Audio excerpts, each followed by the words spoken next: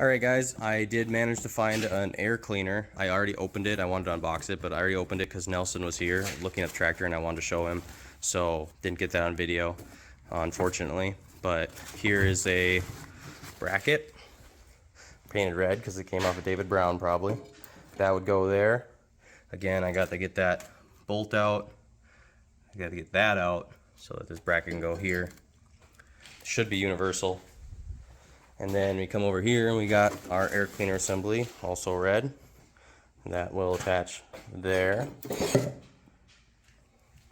And we come over here and I got my tube, which is green, olive green.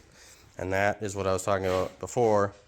That attaches there with a rubber pipe, elbow, and it comes across over the radiator, attaches there, and connects there. Two different sizes, so the special rubber piece. And then this clamp would go around it, but this has got to get turned. So that's exciting. We're finding parts. That's good news. So still got to get the starter rebuilt. That hasn't moved. And I'm still looking for this piece. So, and that's kind of the main piece I'm looking for right now. And I might have a line on a drawbar. We'll see. So, all right.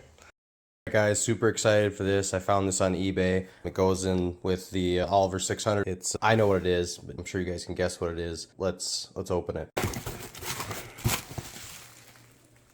There it is. It's a scale model Oliver 600 in the box. This is helpful in some ways because it actually it lets me look at what this tractor is supposed to look like, which is a big deal. And it's missing its top link too, so I don't feel so bad anymore. So yeah, just something a little cool. Like I said, keep me motivated. And yeah, at least I got one of them fully done as of now. So, all right, thanks.